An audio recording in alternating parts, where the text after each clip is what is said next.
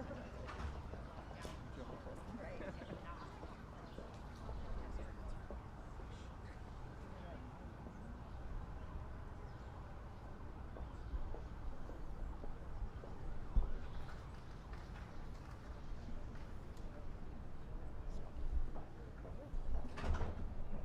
just remember because all of them were pleading. They're all pleading like you have nothing new to contribute to this conversation.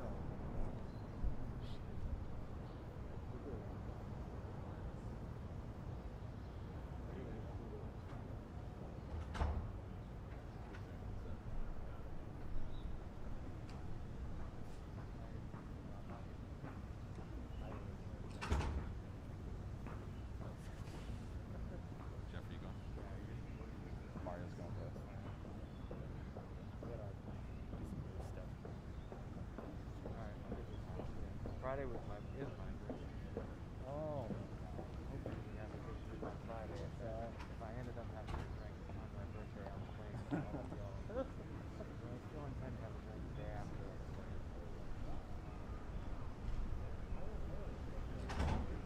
you had one on the plane? Yeah. I had one during the summer. I think I rang in 30 on the plane. Oh, wow. Yeah, because we got in after midnight. Right after that?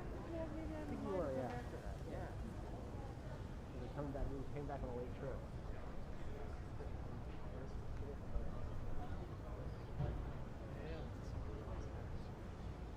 We'll take that.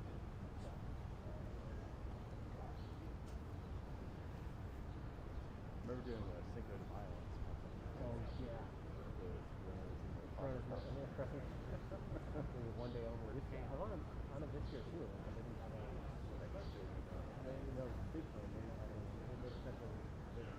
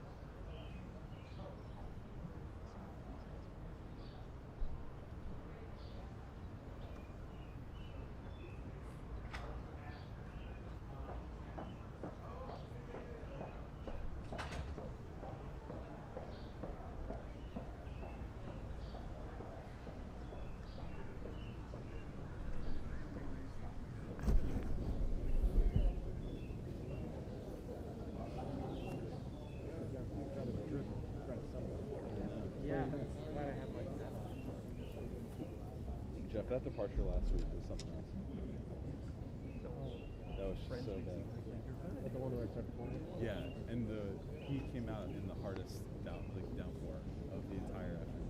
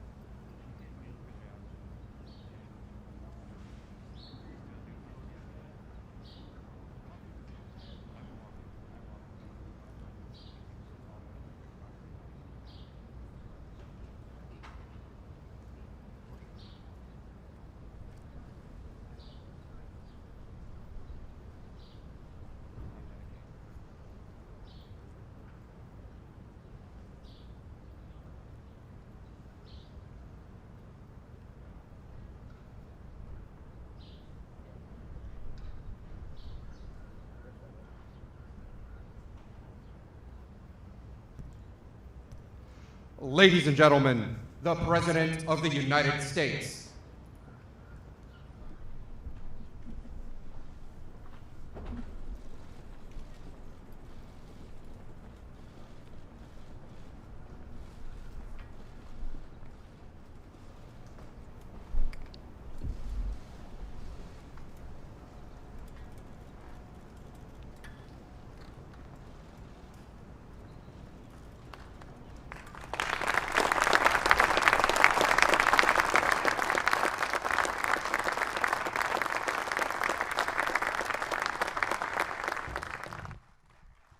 Thank you very much, please. And thank you all for being here as we take historic action to deliver a future of safety and security for Americans of every race, religion, color, and creed. We're joined today by law enforcement professionals and community leaders. Though we may all come from different places and different backgrounds, we're united by our desire to ensure peace and dignity and equality for all Americans. I've just concluded a meeting with incredible families, just incredible families that have been through so much. The families of Ahmaud Arbery, Botham Jean, Antoine Rose, Jamel Roberson, Adiana Jefferson, Michael Dean, Darius Tarver, Cameron Lamb, and Everett Palmer.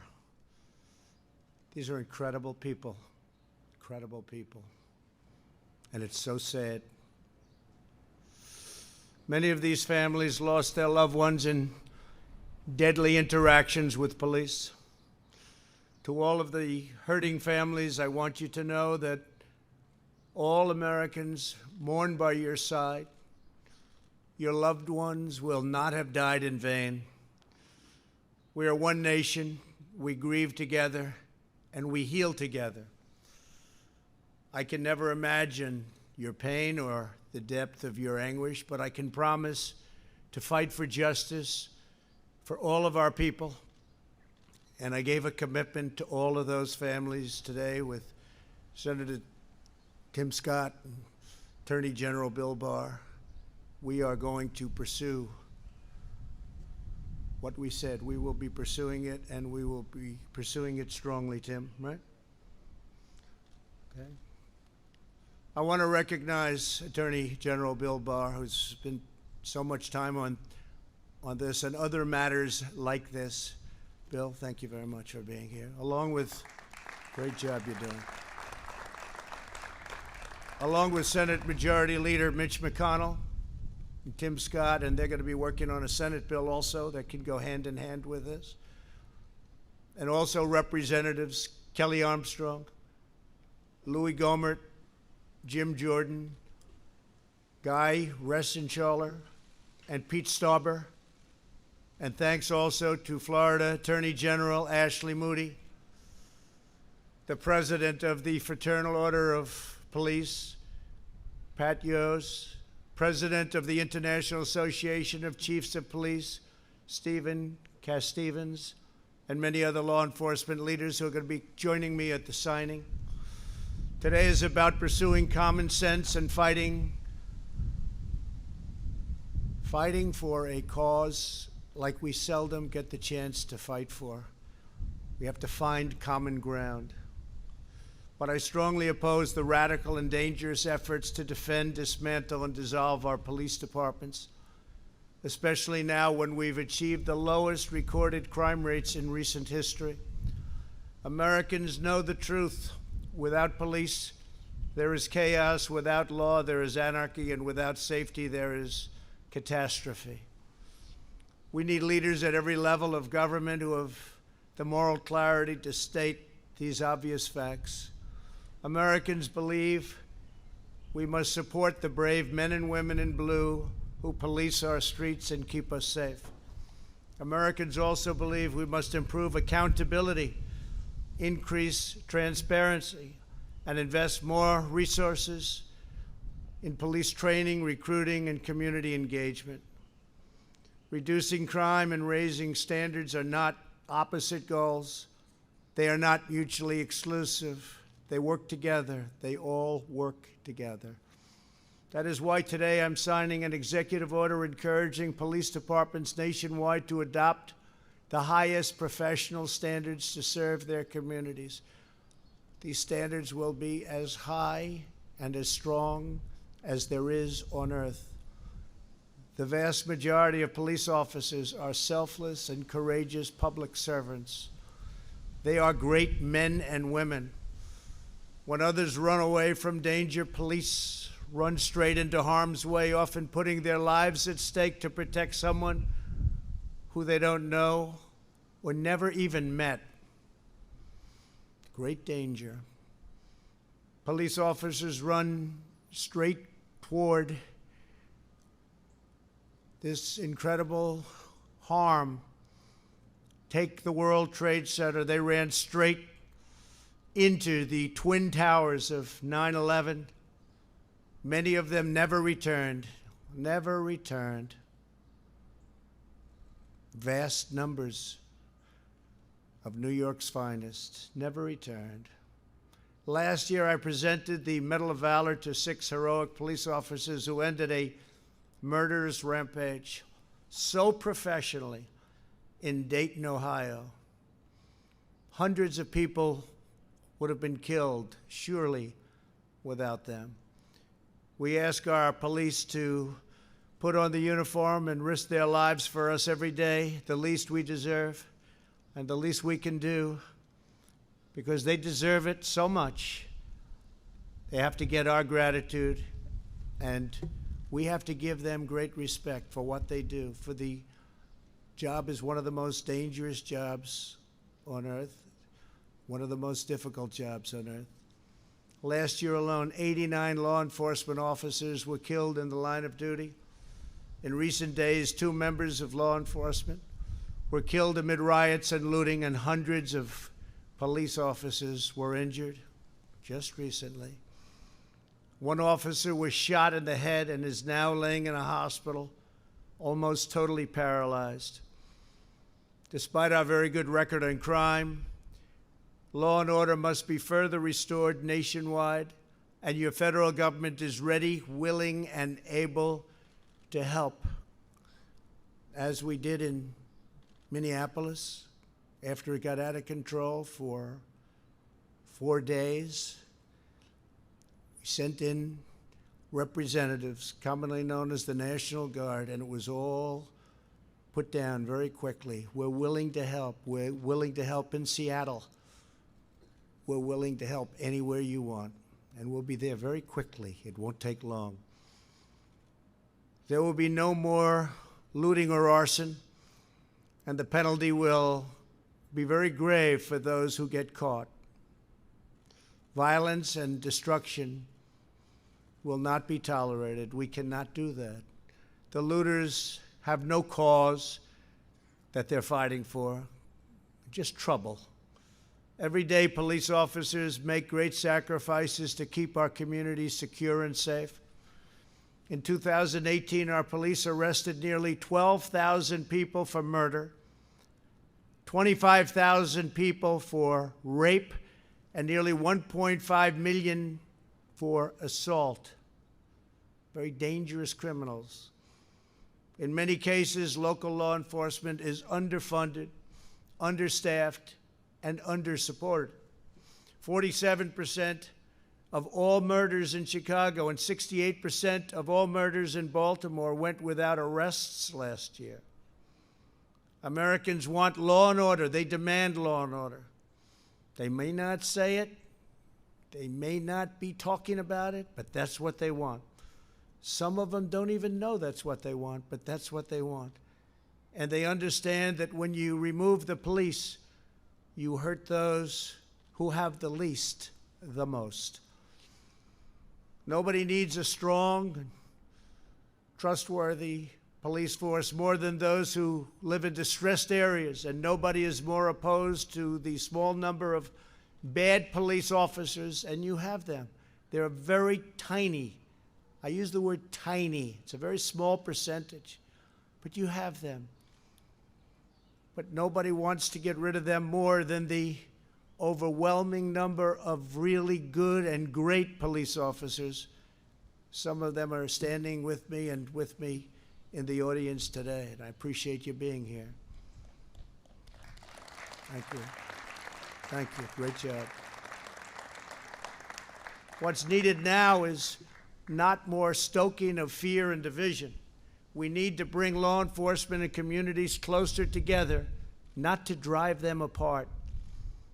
Under the executive order I'm signing today, we will prioritize federal grants from the Department of Justice to police departments that seek independent credentialing, certifying that they meet high standards, and in fact, in certain cases, the highest standard.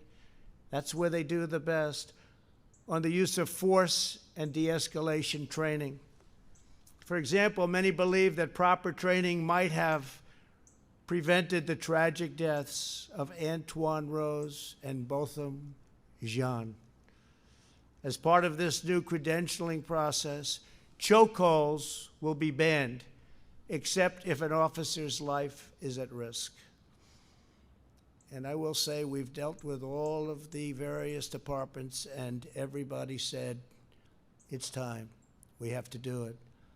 Additionally, we're looking at new advanced and powerful, less lethal weapons to help prevent deadly interactions. New devices are being developed all the time, and we're looking at the best of them. And cost is no object, no object. Under this executive order, departments will also need a share of information about credible abuses so that officers with significant issues do not simply move from one police department to the next. That's a problem. And the heads of our police department said, whatever you can do about that, please let us know.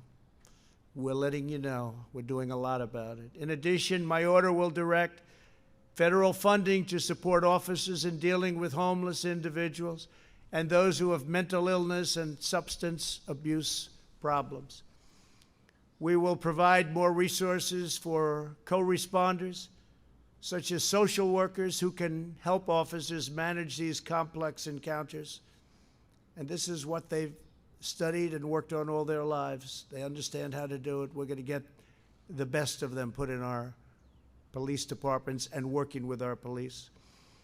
We will have reform without undermining our many great and extremely talented law enforcement officers. President Obama and Vice President Biden never even tried to fix this during their 8-year period. The reason they didn't try is because they had no idea how to do it. And it is a complex situation. Beyond the steps we are taking today, I am committed to working with Congress on additional measures. Congress has started already, and they'll be having bills coming out of the Senate and possibly out of the House. And hopefully they'll all get together and they'll come up with a solution that goes even beyond what we're signing today. But this is a big, big step, a step that hasn't been taken before. But in order to make real progress on public safety, we have to break old patterns of failure. Many of the same politicians now presenting themselves as the solution are the same ones who have failed for decades on schools, jobs, justice, and crime. They are all often, unfortunately, the same politicians running the cities and states where help is most needed. It's an attitude, and it's not working. Today's action is a big part of the solution to restoring, renewing, and rebuilding our communities. For the last 3.5 years, my administration has been focused on creating opportunity, fighting for equal justice, and truly delivering results. Nobody has ever delivered results like we've delivered. Nobody's come close. And we worked with some great people. We worked with fantastic people to get it done. We enacted landmark criminal justice reform, something that nobody else could get done. They tried, and they couldn't even come close. So we got it done, and we got it done powerfully, and people appreciated it. But it's something that, with all the work and all the talk for so many years, criminal justice reform, nobody else could get done.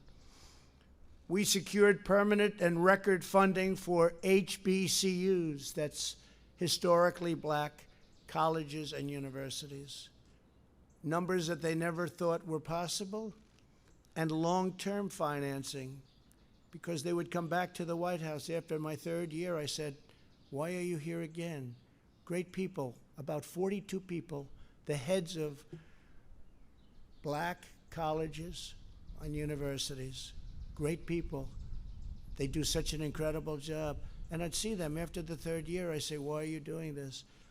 We need money again. I said, don't we set it so you have like a 10-year program, a 5-year program? No, sir, for years and years, we've had to come back every single year. I said, well, the only bad thing about what I'm going to do is I'm going to give you long-term financing and I'm going to up the amount, but I won't get to see you anymore. So that's the bad part. But you can focus on education now instead of worrying about dealing with us in Washington. So we did that for the historically black colleges and universities. I'm very proud of it. They're incredible. They're incredible people. Got to know a lot of the heads of those colleges. They do an unbelievable job and don't get the kind of notoriety that they should have. We expanded affordable options for better health care. We created opportunity zones with Senator Tim Scott. Brought it to me. We didn't know if we could get it past him, right? But we got it passed, and I think it's probably one of the great things that we've done in this administration. Tens of thousands of jobs, billions and billions of dollars being brought into areas and neighborhoods that would never, ever, ever be taken care of monetarily. Areas that didn't have 10 cents put in them for years and decades, and now people are investing, thriving, and the jobs have come back. We achieved the lowest black, Hispanic, and Asian unemployment rates in American history, and we will do it again. We'll do it again.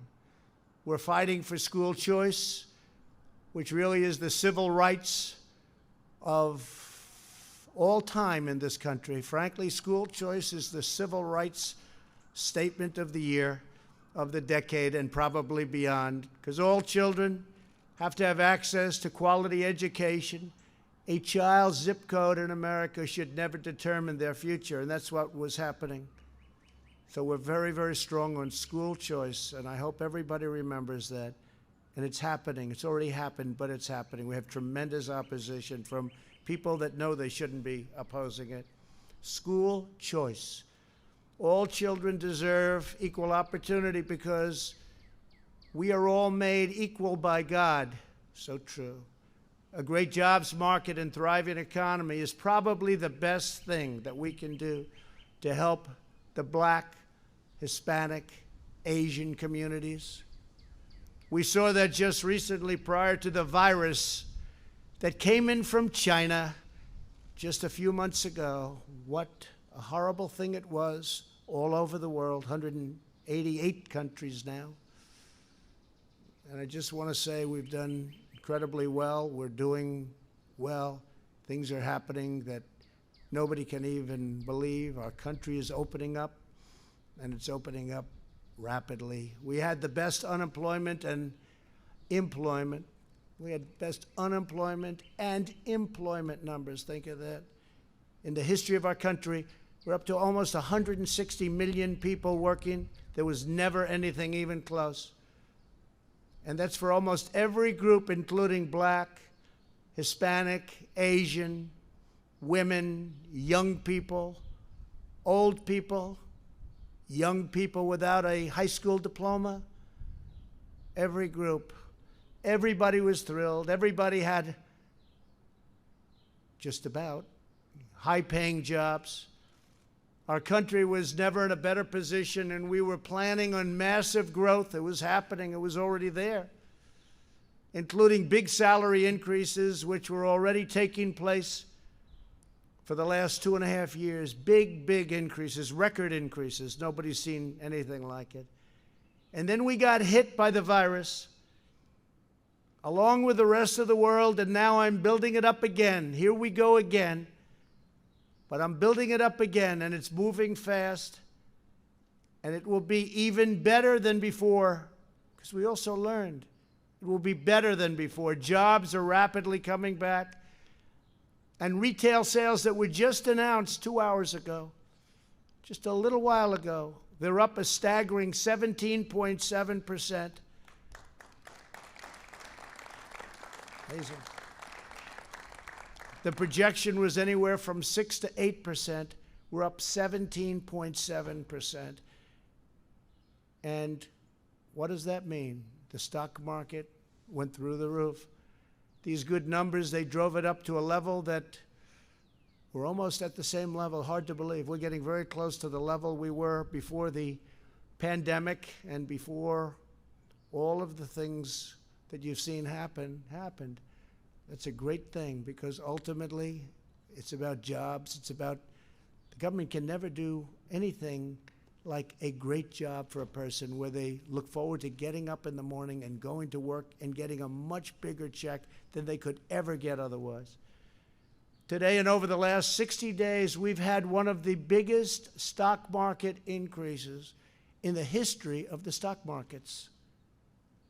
And 2 weeks ago, the 50-day increase was the single biggest. Unless my formula is tampered with, we will soon be in a stronger position than we were before the plague came in from China. When the numbers reach the point that I know they will, there will again be a great unity and a great spirit in our country. People will have that job back that they might have lost. They'll be making even more money than they did before. We have some brilliant people working with me, and we put it together. We did it once, and we're very easily doing it again. We're way ahead of schedule. You'll see that. You'll see the third quarter numbers will be very good. You'll see fourth quarter will be really good, and you'll see next year will be one of the best economic years this country has ever had.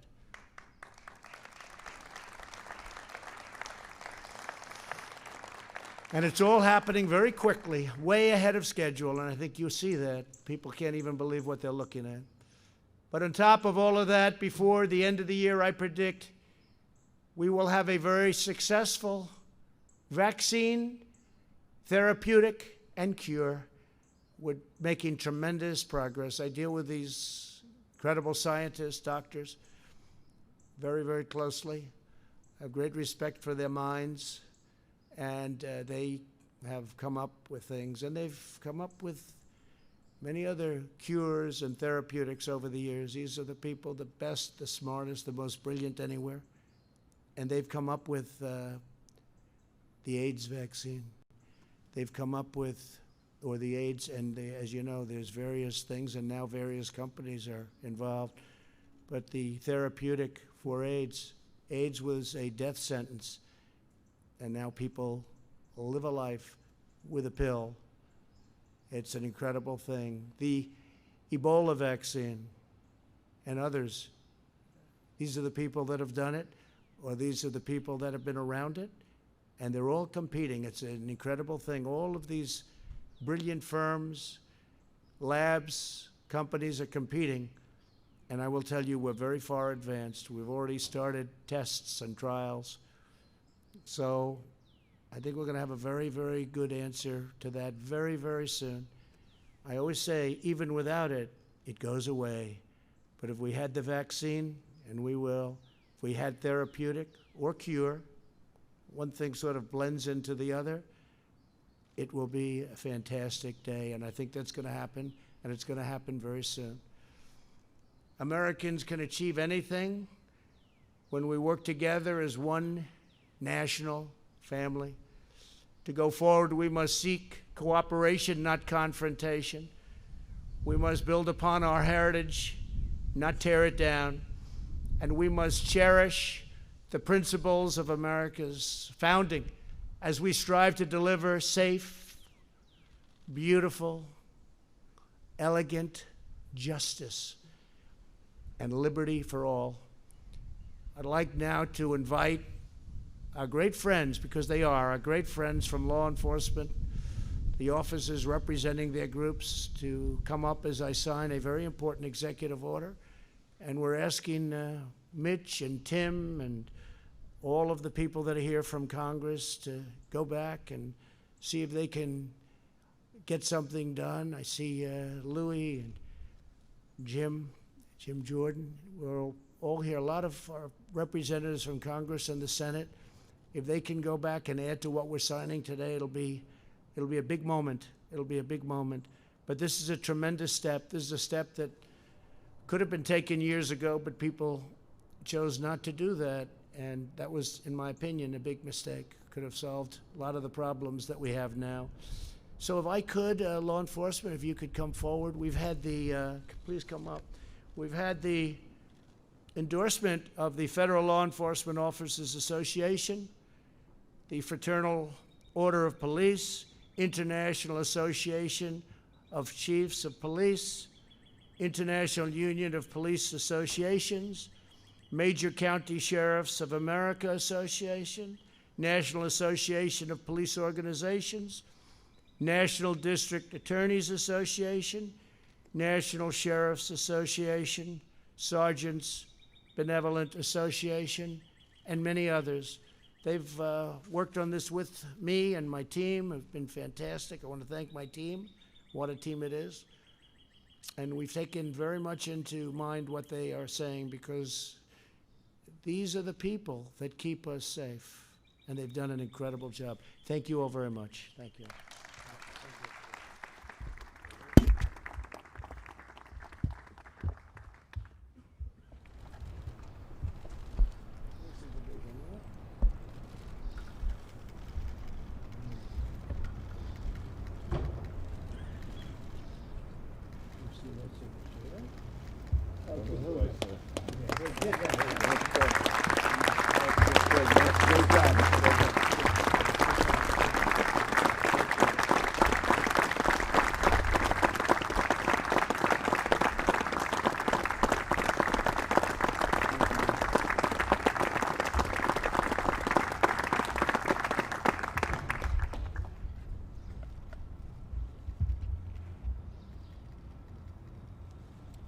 Thank you very much. Thank you, Mr. President. Take one of these for yourselves. Okay. Thank you very much, everybody.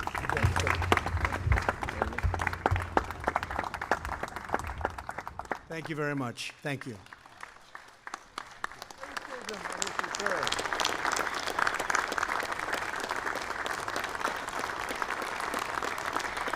Is there systemic racism in policing?